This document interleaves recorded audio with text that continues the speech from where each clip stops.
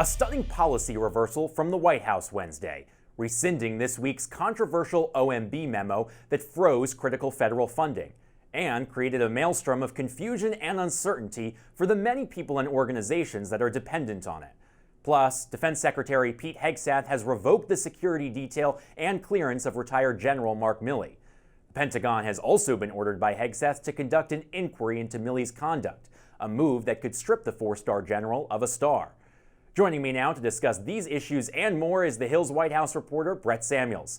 All right, Brett, we'll get to General Milley in a minute, but first, let's talk about this OMB memo that has just been rescinded. This memo originally would have frozen many of the federal grants and loans. It created widespread confusion and panic. This reversal now, just about 36 hours later, came after the plan quickly came under legal challenges and lots of criticism from Democrats. Let's take a listen to what Senate Minority Leader Chuck Schumer had to say earlier. One instant, in the blink of an eye, in the dark of night, Donald Trump committed one of the cruelest actions that I have seen the federal government do in a very long time. Every corner of the country is feeling the wrath of Donald Trump's cruel plan.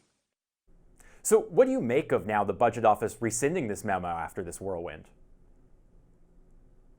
Yeah, predictably, the White House is sort of trying to frame this that they're not exactly backing down on this, that they're rescinding this memo to sort of end the court fight that quickly, as you mentioned, ensued after they first issued this memo. There were lawsuits to try and halt this pause on federal loans and grants being dispersed. I think it's hard to look at it as anything other than a setback for the Trump White House, maybe their first setback, really, of the new administration. They face certainly significant backlash from Democrats, from nonprofit groups. Some Republicans obviously expressed concern about what this pause would mean. But, the White House is trying to essentially frame this as the memo sort of accomplished what they hoped it would, that now agencies are sort of keeping an eye on funding to make sure it aligns with President Trump's agenda. But, certainly caused quite a bit of chaos and confusion, as you mentioned, in the interim. Well, the White House may be wanting to put an end to this legal battle, but the New York Attorney General just tweeted out that she's still planning to go into court for a hearing that has been scheduled for this afternoon. So more to come on whether this legal battle is really going to end now. But let's turn to General Milley. He's been a frequent target of President Trump, even being accused of treason. But before leaving office, former President Biden had preemptively pardoned the general. So how much now do you think that pardon blocks Trump or Hegseth from trying to take action against Milley?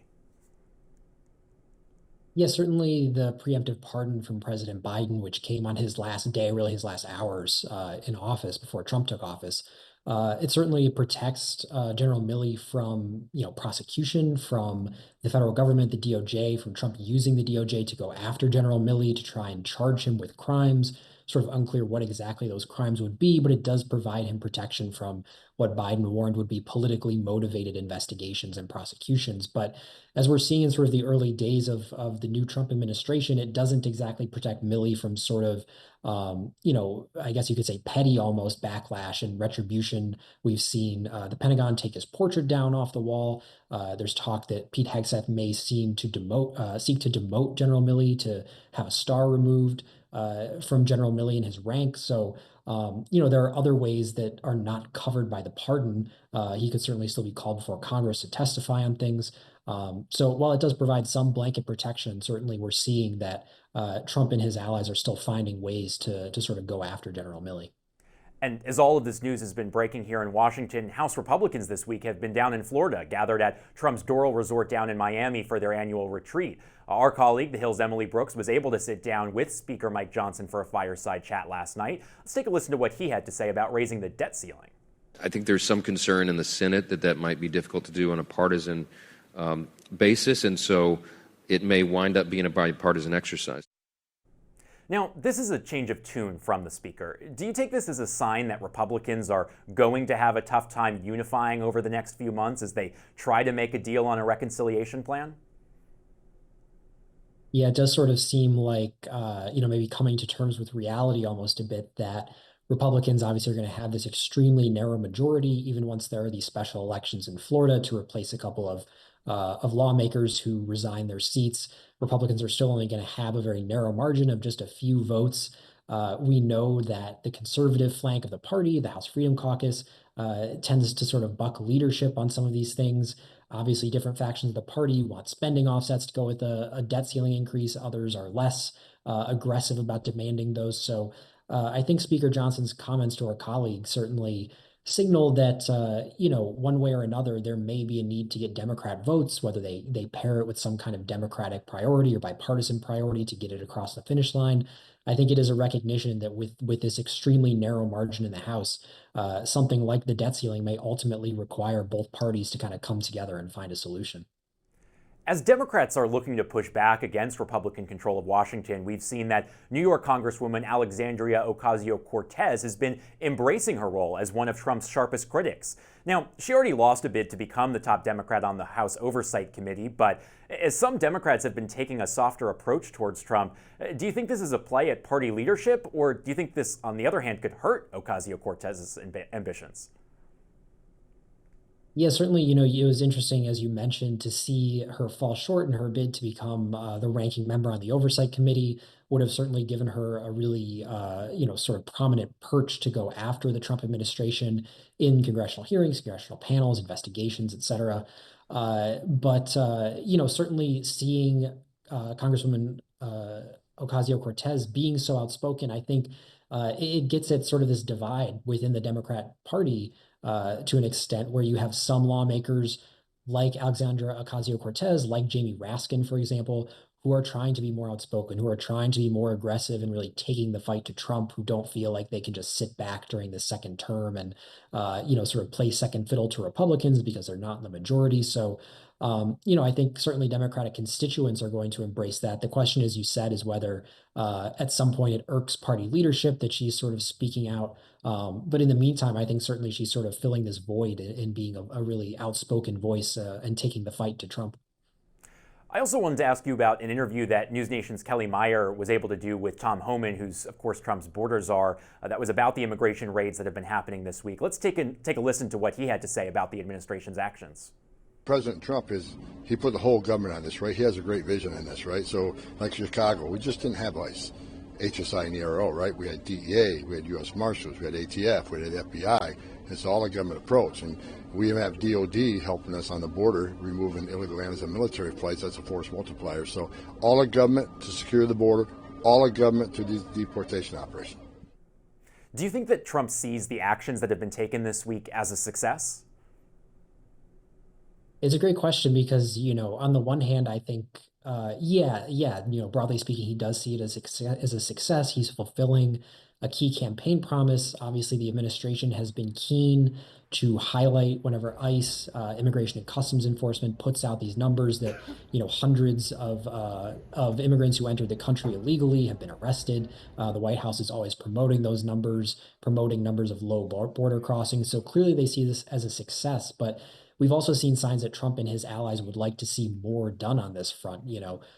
Stephen Miller, the deputy chief of staff to President Trump, who has been really sort of an architect of these immigration policies, has talked about, these numbers of arrests for ICE being a floor, not a ceiling, suggesting he'd like to see more there.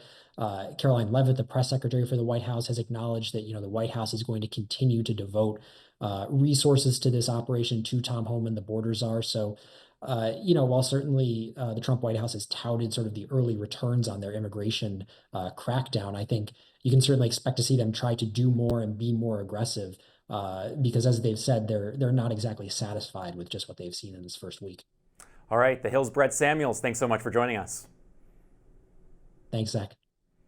The Department of Justice has moved to drop the classified documents case against President Trump's former co-defendants.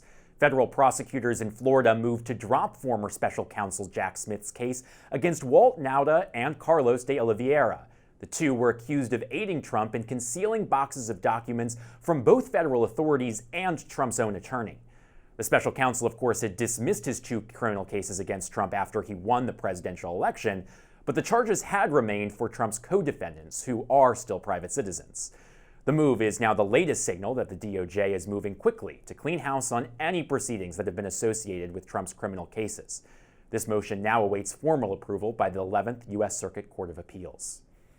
Disgraced former New Jersey Senator Bob Menendez is set to be sentenced Wednesday afternoon, 6 months after he was convicted on 16 counts of bribery and corruption. Menendez, who chaired the Senate Foreign Relations Committee, was found guilty last July of accepting bribes that include cash and even gold bars in order to benefit the governments of Egypt and Qatar. Since the conviction, Menendez has maintained his innocence and he's also vowed to appeal. He also has reportedly been seeking a pardon from President Trump after he tried and failed to receive one from President Biden. Menendez's sentencing hearing today comes after two of his co-defendants received their sentences earlier today for their roles in the bribery scheme. Wael Hanna was sentenced to 8 years and 1 month in prison, while Fred Davies was sentenced to 7 years. Prosecutors for Menendez's part are recommending that he serves 15 years in prison. The Chinese AI app DeepSeek made a splash earlier this week, skyrocketing to the top of the App Store downloads and, meanwhile, crashing several high-profile tech stocks like Nvidia. NewsNation's Ryan Bass has a look at exactly what DeepSeek is and why tech investors are concerned.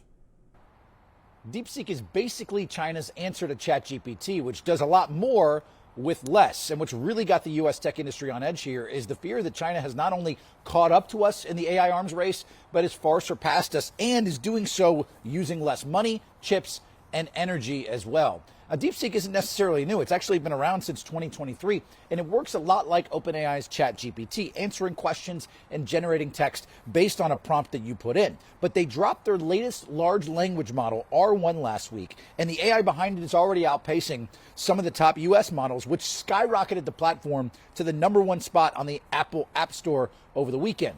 In response, tech stocks took a beating yesterday, rattling Silicon Valley. Nvidia, the AI chip giant, plunged more than 17%, wiping out nearly $600 billion in market value. It's the biggest one-day loss ever for a U.S. company, with investors starting to worry that advanced AI models might not need Nvidia's chips after all. Microsoft, Alphabet, which is Google's parent company, the NASDAQ, the S&P 500, they all took hits as well. Dow Jones market data said the tech stock tanking wiped out some $1 trillion from the stock market's value. Now, that came after DeepSeek revealed that it built its chatbot for just $5.6 million, far less than what the U.S. has been spending on some of its AI advancements here in the States. President Trump did weigh in on DeepSeek and the market craze, basically saying yesterday that our tech titans should take this AI arms race seriously. The release of DeepSeek AI from a Chinese company should be a wake-up call for our industries that we need to be laser focused on competing to win, because we have the greatest scientists in the world. Even Chinese leadership told me that. Remember, just days into his second term in office, President Trump launched the Stargate project, which is a huge push to make the U.S. the leader in the entire world in AI, with plans to invest up to $500 billion. All right, thanks to Ryan Bass for that report. That's today's Daily Debrief. I'm Zach Schonfeld. Be sure to like, share, and subscribe to The Hill's YouTube channel. And come back here soon for the intersection between politics and policy.